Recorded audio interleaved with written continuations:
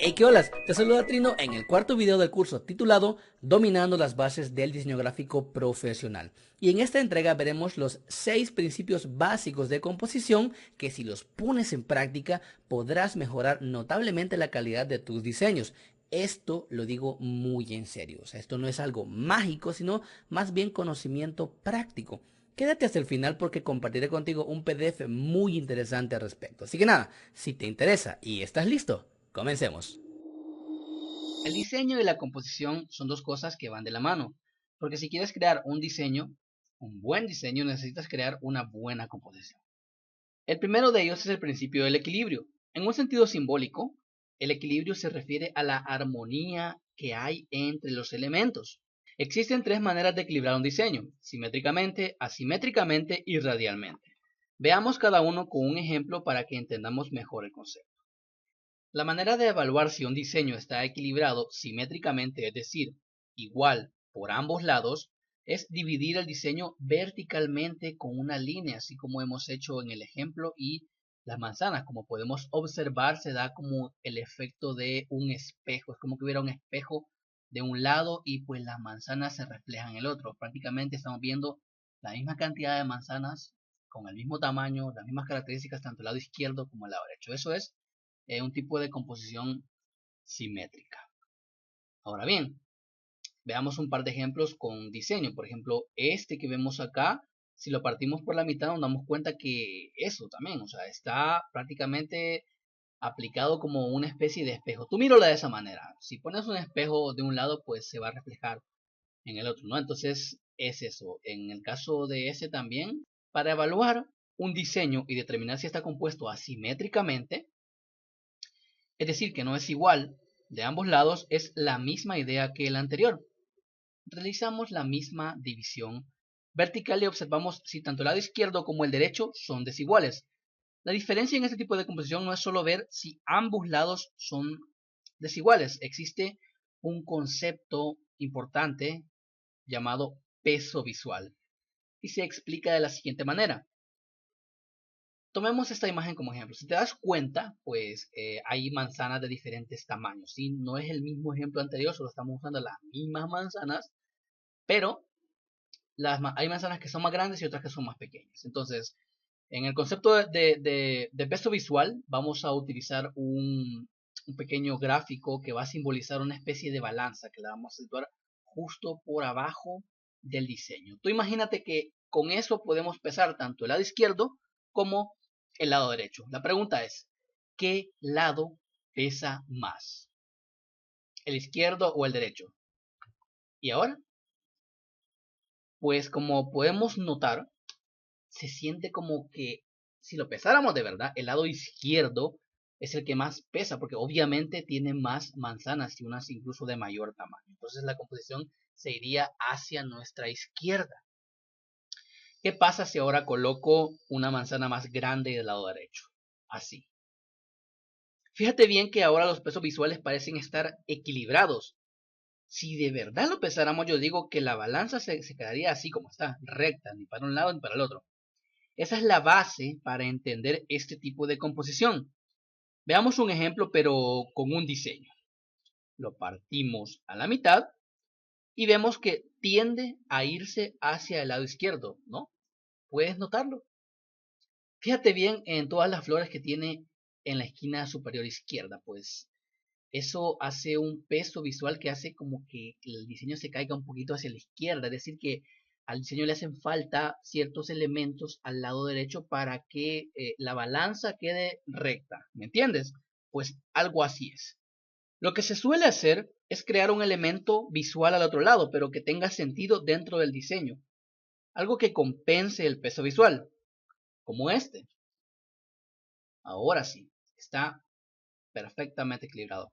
Fíjate bien cómo al agregarle la mariposa, ese pequeño texto que dice nuevo sabor, con ese elemento de madera y esa flor, incluso la gente que está al fondo, fíjate bien cómo ahora sí se percibe como que hay un cierto balance, un cierto equilibrio y armonía en el diseño. Si te preguntas por qué tanta importancia con esto del equilibrio, solo te diré que es algo de nuestra psicología, porque somos capaces de percibir cuando algo no está en equilibrio. Y generalmente decimos que por eso mismo eso está mal.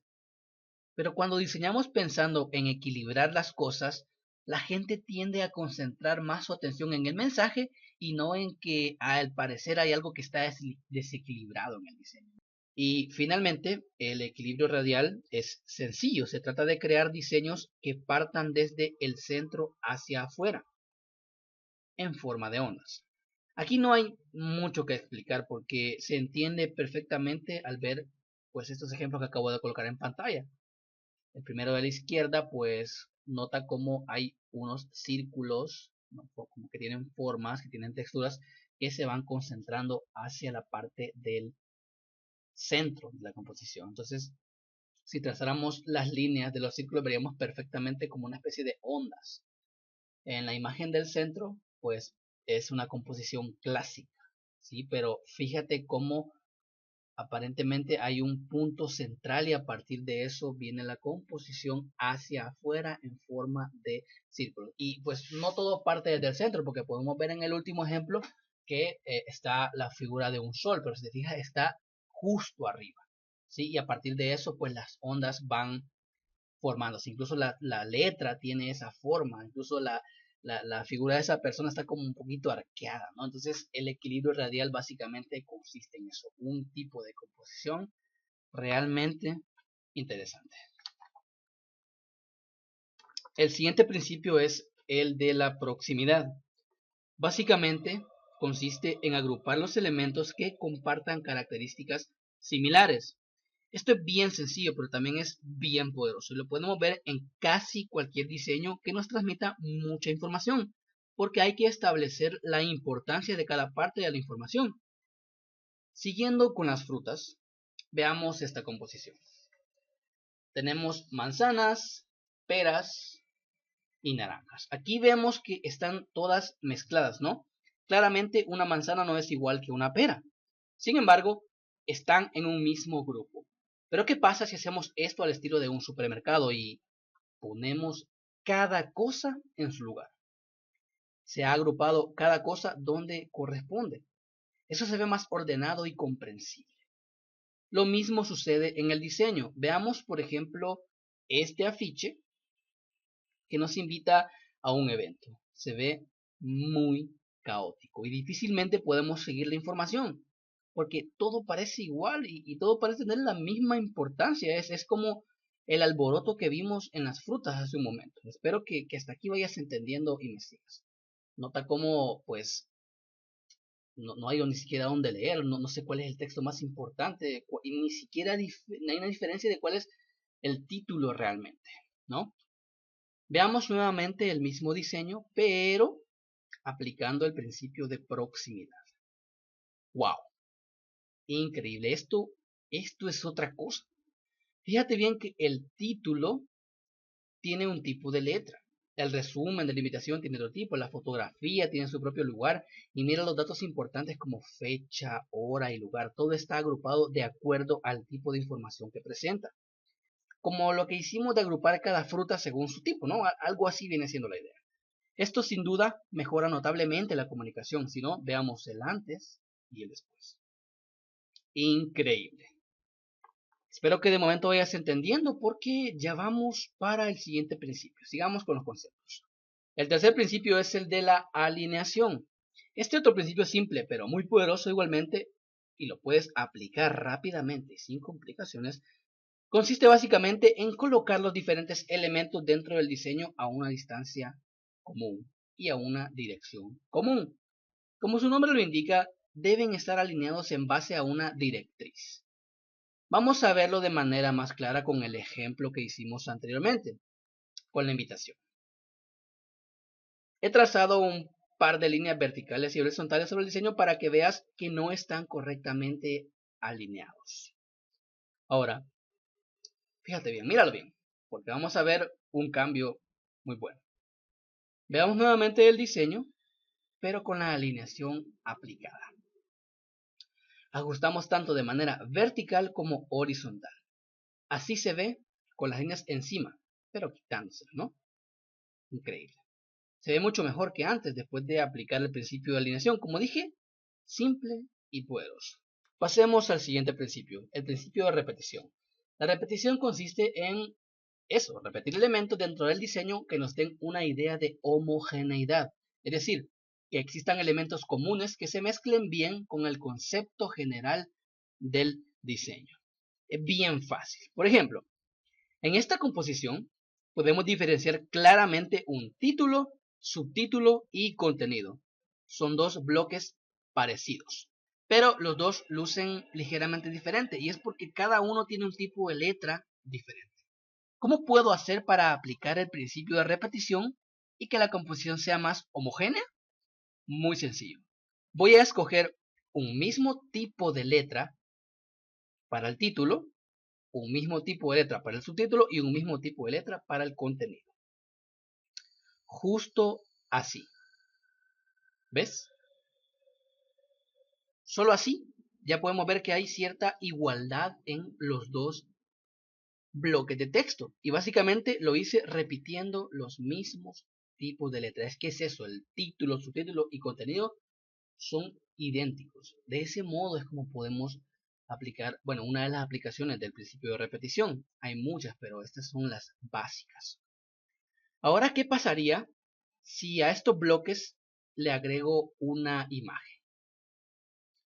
Si te fijas, cada imagen tiene como un estilo diferente y hace que parezca que estas fotos no pertenecen a la composición, porque si te das cuenta, una tiene una sombra y la otra tiene como un contorno negro, ¿no? Entonces como que no juegan mucho. Incluso el tamaño en relación al ancho no es el mismo en las dos, ¿sí? Fíjate bien. ¿Qué pasa entonces si le aplicamos el mismo estilo a ambas?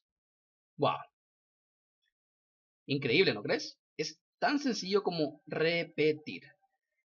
Ya vimos la idea con un texto, con una fotografía y ahora veamos si le agregamos un logotipo. La pregunta es, ¿cómo podemos hacer para que el logo y el contenido se mezclen y logren una composición más homogénea?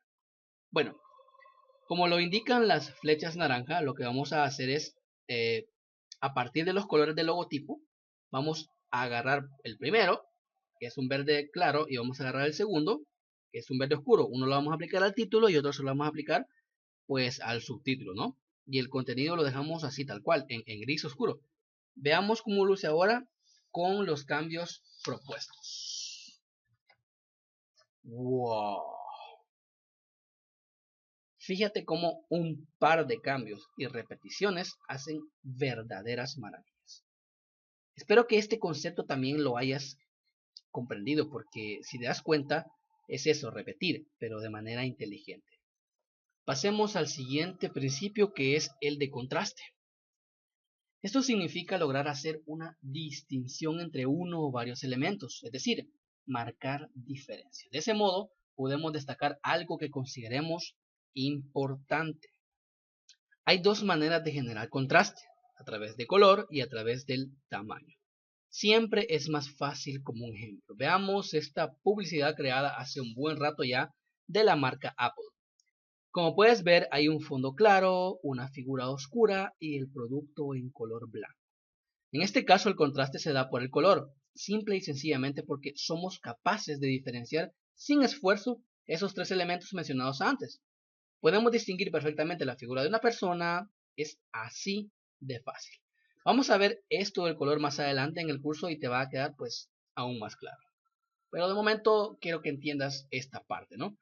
Ahora bien, el contraste por tamaño lo podemos explicar de manera sencilla con este párrafo.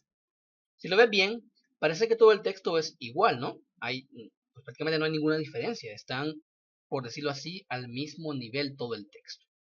Pero ¿qué pasa si el título, porque hay un título, lo hago un poco más grande y le doy como un poco más de grosor? Míralo ahora. Nota cómo de inmediato se entiende perfectamente que existe un título y su párrafo. Es decir, hay un contraste a partir de la modificación del tamaño. Del mismo modo lo pudo haber logrado haciendo la letra más grande, pero cambiándola por otro tipo, y la idea es exactamente la misma. Busca más ejemplos en periódicos y revistas y vas a ver que es algo que se utiliza en el mundo real. Espero que este otro concepto lo tengas asimilado porque vamos al último principio. El principio del espacio en blanco. Le llaman el arte de la nada y consiste simplemente en dejar espacios dentro del diseño que no contengan ningún elemento. Existe una tendencia de diseño que aplica este principio llamado el minimalismo, donde la idea es que menos es más. Déjame advertirte que este es un concepto de doble filo, porque hay quienes con tal de hacer poco esfuerzo y trabajo, ponen esta justificante de que es un diseño minimalista. Eso dicen. Veamos un par de ejemplos del uso del minimalismo. Como podrás notar, hay mucho espacio libre. Pero ten en cuenta que la idea bajo la que han creado el cartel es excelente. De hecho, las tres ideas que estamos viendo son excelentes. Y como puedes ver, casi que hay solo dos elementos en cada uno. Y el fondo. ¿Sí? Pero no hay nada más. Y pues una idea brillante hay detrás de todo eso también. Tenemos el caso de McDonald's, que puso unas papas en el centro en forma de icono de Wi-Fi, diciendo con eso que todos los McDonald's tienen acceso a internet vía Wi-Fi. Lo que yo entiendo y analizo de este principio es que todo diseño debe tener un espacio. Es lo que llaman dejar respirar el diseño, que no vaya muy saturado, pero tampoco vacío. Es cuestión de encontrar el justo equilibrio. Ciertamente hace falta un poco de sentido común también. Bueno, hasta aquí el video. Te recuerdo que estas no son leyes irrefutables, son guías que sin duda alguna te ayudarán a mejorar notablemente tus diseños, porque como decía uno de mis mentores, para romper las reglas, primero hay que conocerlas.